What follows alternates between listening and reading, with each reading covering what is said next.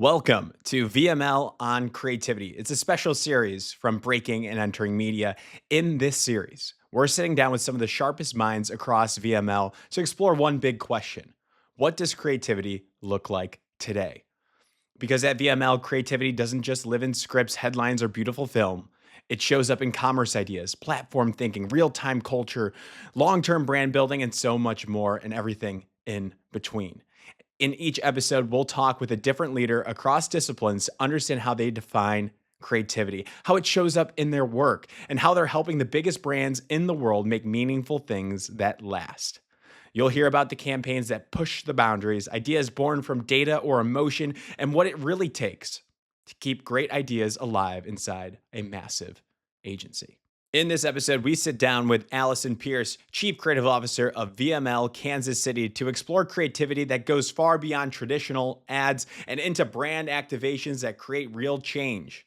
From rethinking website accessibility with sound bites to mental health advocacy in group therapy and cultural jabs like Wendy's Frosty Fix, Allison unpacks how her team invents unexpected ideas that solve real business problems. This one's packed with smart strategy, bold creativity, and grounded advice on how to make work that matters and lasts, all in the entertainment sphere here. Let's get into it.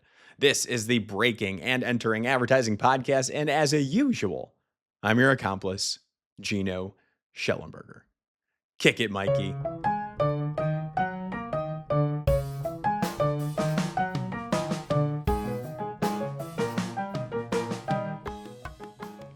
All right. Allie Pierce, welcome to the Breaking and Entering Advertising podcast. How are you doing today? Thank you. I'm great. I'm so happy to be here. Tell the world where you're calling in from, please. I am literally staring at the runway at the downtown airport of Kansas City, Missouri. So Nice. Right here, ready for Taylor to hopefully come in and land and head back to KC. She always right. Any run-ins with T Swift? Her plane hangs out outside my office here and there. So for a while, they started like hiding it at one of the hangars that's like across the way. But there's been a few times where it's been right up here, which is kind of nice. Oh my gosh. Yes, please. If you get any footage of that, send it our way. Our co-founder, my good friend and Break Entering is a huge Swiftie. So he'll probably want to come. Actually, hearing this, he'll probably want to come down to the office and do a little break-in with you all just so he can scout it out. That's so fun. Yeah, when they first started dating, she was like, it was so much more low key. So she was a lot more kind of in and out, not as secretive as it's gotten after it blew up. But she's still in here a lot. So. Oh yeah. Wait, that's incredible. So this probably feels good for her though. There's no secret, right? It's like she could do whatever she feels. That's Yes. good. And I guess what we're trying to do with this series is get the word out about the creativity at VML. There's no secret that you guys are a powerhouse agency here. So we're going to be exploring like multiple episodes, talking about different forms of creativity, Allie. And you are up right now. I'm so pumped to talk to you because you are the CCO for VML Kansas City. Is that correct? Yes, that is correct. So for this show, I want to learn a little bit more about you, about the agency in Kansas City. And then there's 3 pieces of work that we can kind of focus on. We'll get some context about and, understand them. I've got some questions, and then we'll finish it off with advice for the next generation because I can't help myself. I love helping out the next generation, Allie. Okay. Cool. I'm into it. Love it. Cool. Before all of that, what do you like to do outside of work?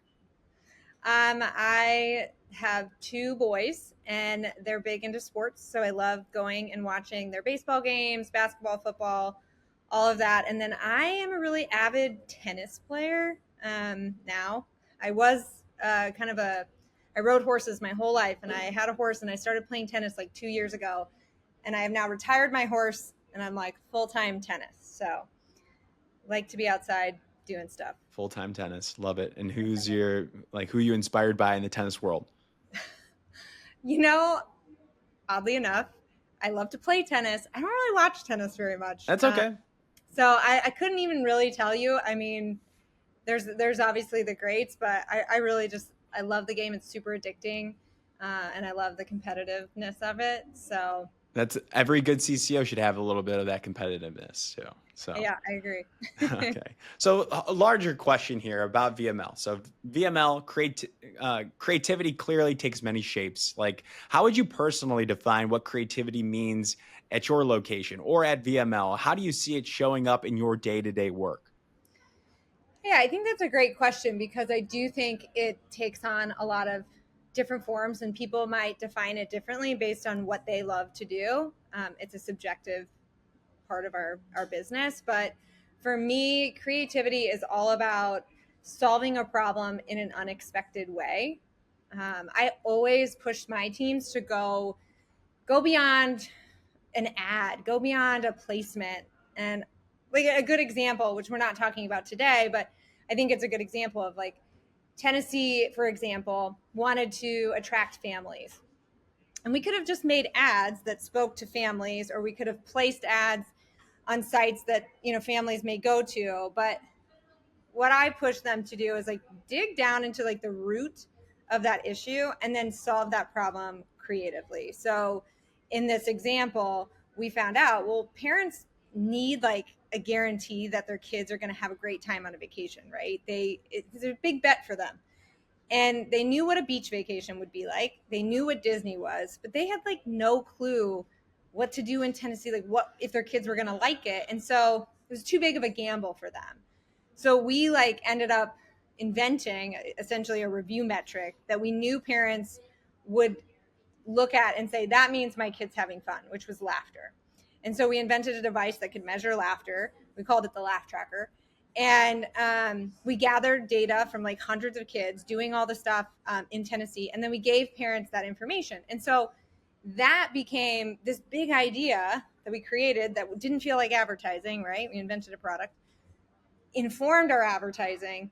So it, to me, those are the things I'm always pushing for. It's like, don't just make me an ad with some words and some visuals. Give me a big idea that helps really solve the problem that we have.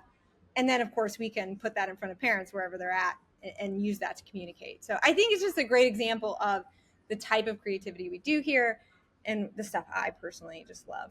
Yeah, it almost like good like creativity in this sense when you're solving problems for businesses can almost like transform the business entirely. They might rethink their structure and what they're selling and how they're going about their service and they're providing it.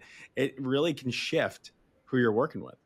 Yeah, it's what makes me the most excited. Like, I just love I mean, maybe if I like was a little more crafty or something, I would have been an inventor. But I just love solving problems that with things that really can make a difference.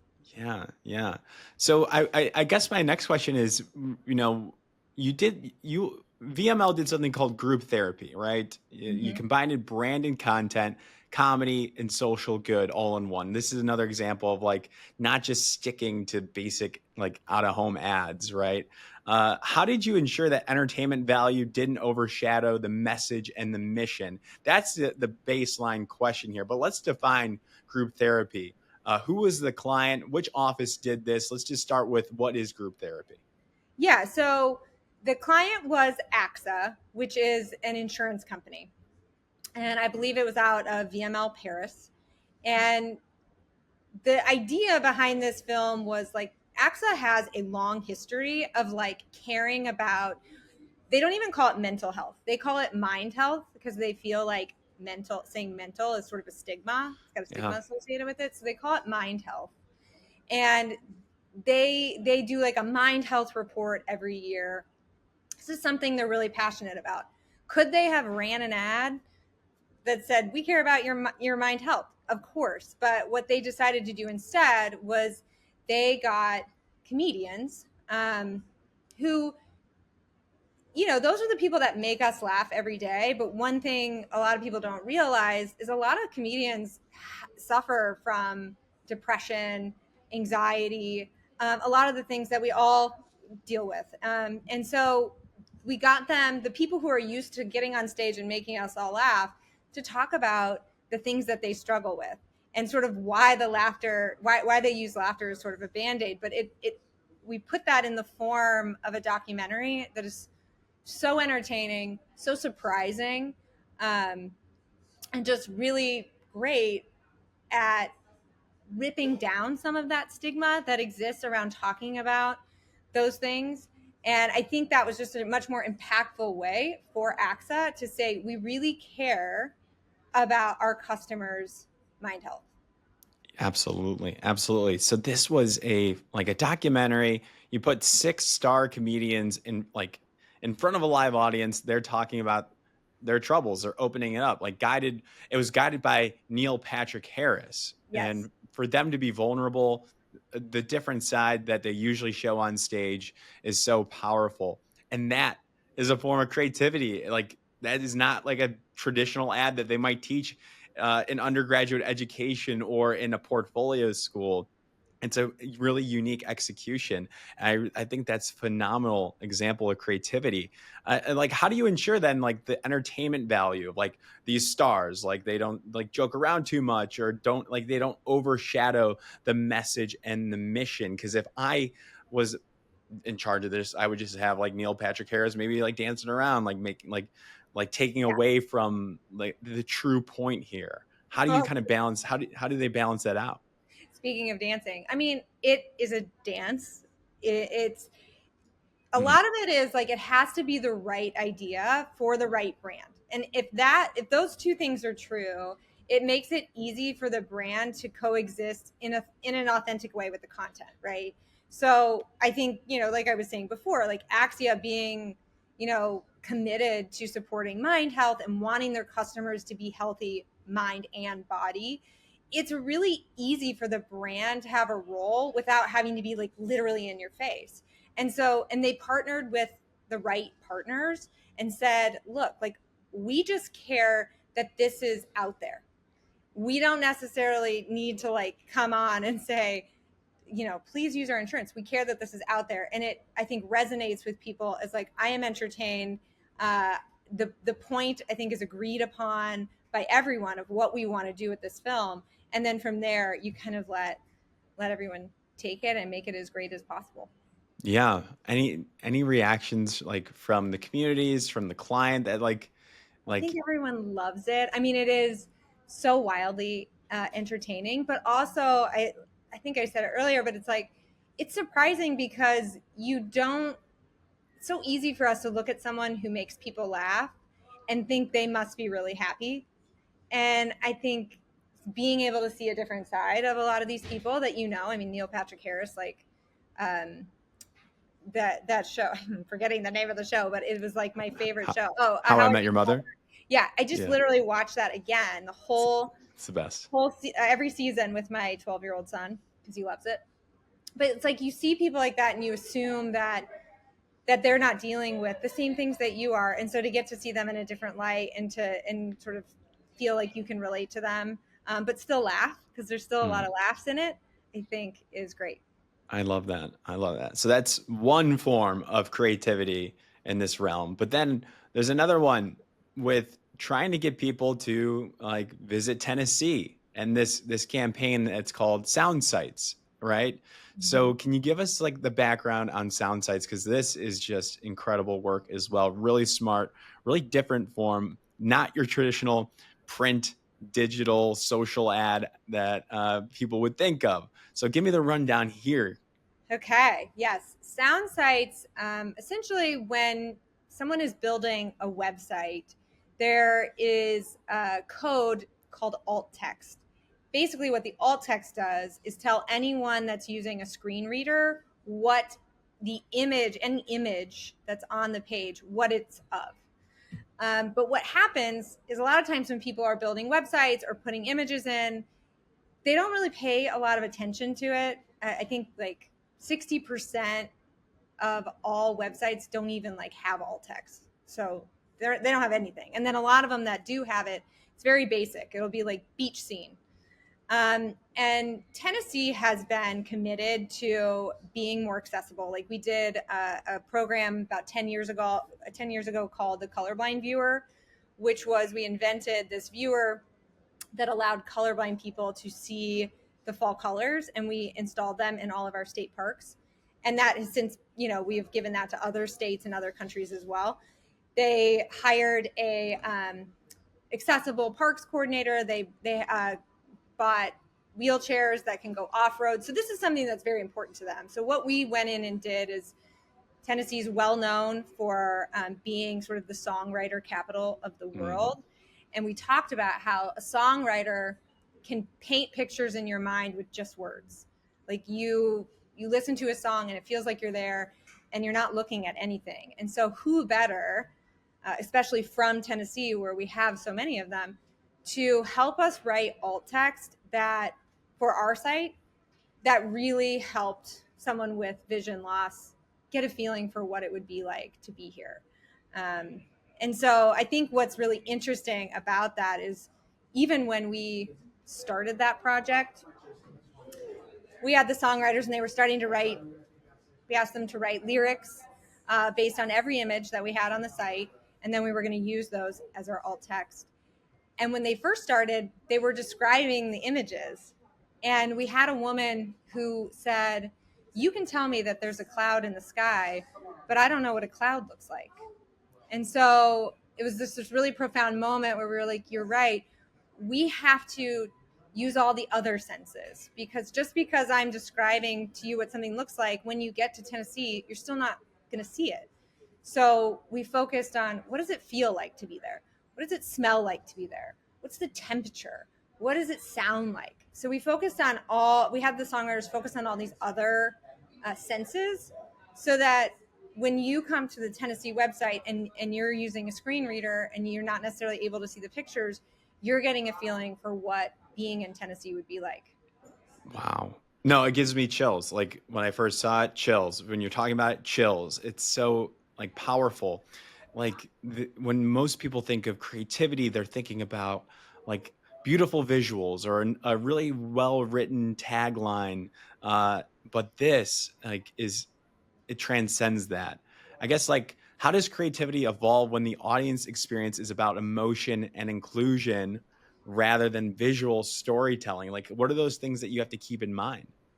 I mean, it is funny. My favorite thing about our job and what we do is that the variables are always different, right? It's like an episode of Chopped.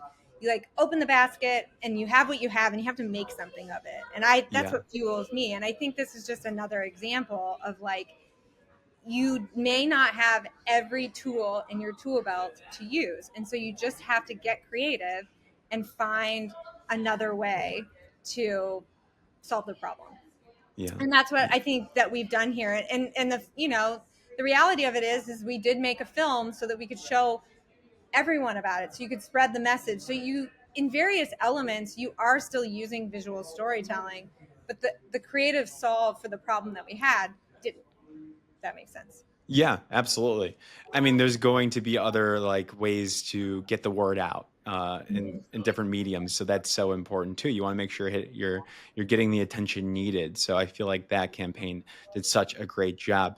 Um, there is a one that's near and dear to my heart that I have to talk about uh, because I am from Chicago. I worked in the River North area, and I saw the Wendy's Frosty Fix. It's like a playful real time brand activation. Tell us about that for the people that have not seen this. Okay, so I think you kind of have to live under a rock not to know that McDonald's sort of notoriously has trouble with their ice cream machines being down. And there's like a whole slew of reasons for that. But it's kind of something that's been a continued conversation for over a decade.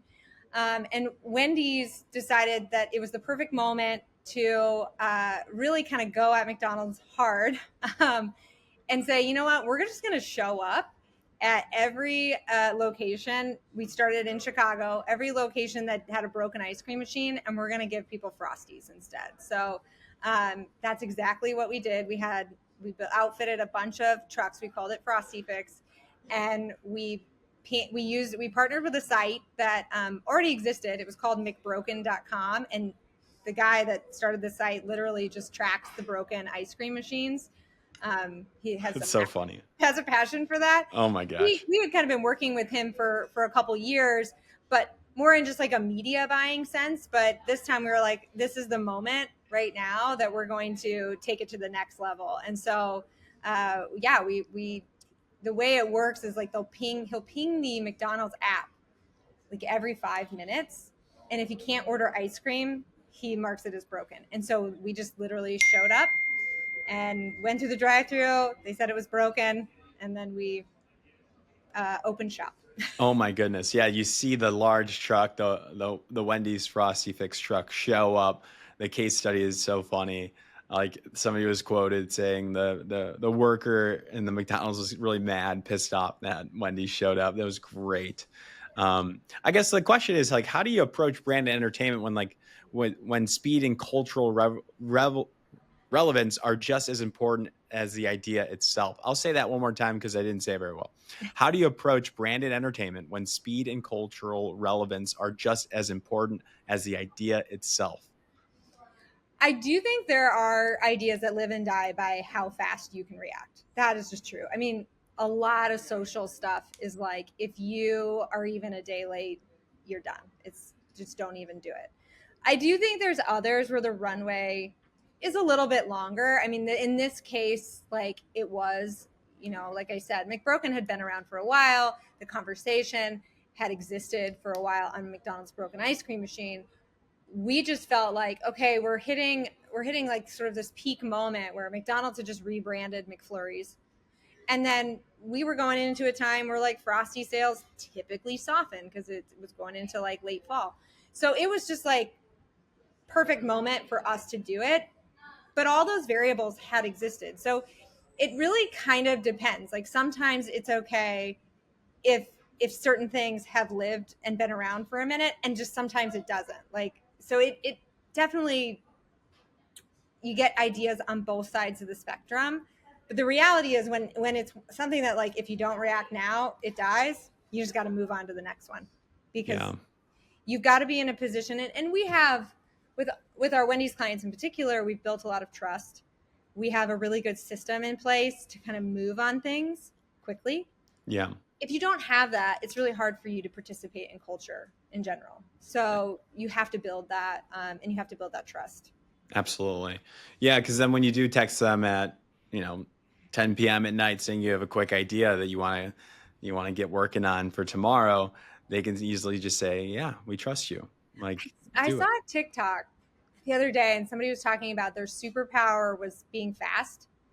And it really resonated with me because I do think that's a superpower. And I think that's how people win sometimes. It's like, it may not be the best, or it may not, whatever.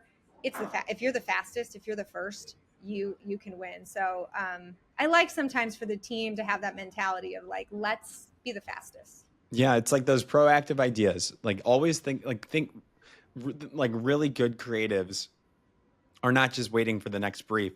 They're thinking about the brand consistently, and they're looking, and they're like, when they're scrolling on their personal Instagram and their social accounts, if they see something that was remotely adjacent to their clients, they'll try to connect the dots, and they'll Yeah, move quick and text in the group chat and try to push it through. Like those are the best, those proactive ideas there. I totally agree. I'm like famously unpopular with strategists because I always say, don't wait for a brief. You don't need a brief. And I, like literally, I feel like they're probably yelling at me for overhearing that. But all the best work I've ever seen done, ever, did not come from a brief. So Interesting. Yeah, because it's like there's that stress, those parameters on some of that brief work, but they're super important and keep everything rolling on time. yep, But it's like it's the shower ideas, like when you're not thinking about it and it hits you, the lightning strikes, that aha moment. Those proactive ideas are amazing. So yeah. I'm curious, you've worked across formats from documentaries to digital activations. Like, how do you and your teams think about pushing branded entertainment beyond traditional advertising while still serving the brand? I think like, again, you have to love the brands that you're working on, and you have to be so emotionally invested in them succeeding, because then you're not clouded by creative ideas for creative sake. Like, the brand should always be at the core of any idea that you're thinking of, and solving the brand's problems. Like, if you're looking at creativity without that lens, you're going to make work that doesn't work, and that's just true. So I think it's like look for those intersections between what's cool, what's interesting, what's happening in the world, and the brand and the brand's problems and opportunities, and how where people are interested. And that's where you're going to find the sweet spot of the best work. Like, you can't go into it and say, I'm trying to sell you something. You have to have an entertainment first mindset, but you can't forget that your job is to sell stuff. So if you find the right idea in the right moment, you can strike that perfect balance, which should always be the goal. I love it. And how did you break into this business? Because you know so much, you've done such amazing work, you're at a great spot. What was the moment when you decided you wanted to make ads for a living, and then how did you go about doing it? It's so funny you're asking me this. So whenever I interview someone or I'm talking to someone I don't know, I always ask them what their advertising story is, because mine is so boring and theirs are always so amazing. I just talked to a guy the other day who's like, I was a classical pianist. And I was like, Oh oh my my goodness. God, like, that's such a cool story. Mine's pretty boring. I was sitting in a class in college, and the professor had put up a slide, and it's like, here's the difference between marketing and advertising. Marketing's about numbers, advertising's about ideas. And I was like, well, I'm in the wrong spot. So I literally got up and I changed my major and like went into advertising. But before that moment, I never paid attention to ads, to be honest. I had never really thought about it. I just knew like if I had to do a book report, I was like, man, I don't want to write a book report. That's so boring. So I made a board game as my book report. Like, I just was always looking for creative ways to solve problems. And I loved like making stuff, and I loved having an answer. And I love when people tell you no, or like there's a reason why something can't happen, because then you have the opportunity to pivot and come up with another idea. And so I think that's just sort of a natural thing that I love to do, and it kind of pushed me in this direction. But I don't really have anything exciting after that. I just kind of like No, into the industry. I love it. I love it. And then, so you learned a lot along the way since that break in and since that realization. Um, so, my question is for those coming up in the industry or looking to push their own creativity further, anybody, what's your best piece of advice on how to create work that stands out and makes a real impact? So we interviewed a songwriter once, and kind of asked them a similar question, and they said, I'm chasing the chills. And I think the best work in our industry is the stuff that can give you that same feeling. And so, I tell everybody, I'm like, you need to chase the chills. So you have to find twists, you have to be unexpected. You can't settle for something that's boring. If it's boring, ask more questions. I would also say, and this kind of like hits on the other side, but I would say make data your friend. Data can sell your idea now, and it can sell your next big idea. So if you have rooted everything in information, it'll sell. Doesn't matter how crazy, how wild it is. If you can prove a business case to a client, you can sell that idea. And then if you make sure and measure the effectiveness of that work, you'll sell your next idea. So a lot Hmm. of creatives are afraid of data. I love data. Data is my like superpower in terms of like being able to sell work, because it's just hard to say no to when the numbers are there, or the insights are there. So I would say lean in, don't lean out on that. Absolutely. Absolutely. No, it scares me, but that anybody listening that might also be scared hearing that it can actually champion your ideas and get that higher percentage rate of ideas going through and sold to the client. That is phenomenal advice and really good to hear. Yeah, what you'll find out is you just have to sell the first idea, and then you need to make sure that it works. And then it's easier to sell your next one and your next one and your next one. And that's why we have clients like Wendy's and Tennessee who consistently do amazing work every single year, because we've been able to say, well, this is the business case why you should do it, so it's easy to buy, and then we prove that it works, and then the next thing is easier to sell. So if you want to do consistent amazing work, that's how you do it. Amazing. Well, Allie, this has been a pleasure. You did a great job. How can people reach out to you if they have questions? They want to work with you, they want to work for you. Where should they go? I would say, I don't, probably LinkedIn. That's a good would be one. the best way. I don't know if people. I am not. I don't like. I have kids, so I don't really put my social stuff out there very much, which maybe makes me sound old. But yeah, LinkedIn's probably the LinkedIn best. is perfect. Most of our guests say that. So Okay. we'll have them shoot you a note on LinkedIn. But otherwise, anything else that we didn't get to go over, Allie? Not that I can think of. I mean, the only other thing I would say, because it's a hot topic right now, is on AI. I think, which I know you didn't ask me about, so I'm just going to tell you anyway. I do think you can't ignore AI. It's going to be a part of what we do moving forward. So what I tell my teams, because a lot of my teams don't really necessarily want to lean in, and I totally get it, but there's a way that it can help you. It's not going to replace you, but it can help you. So learn how to use AI so it can help you. Golden.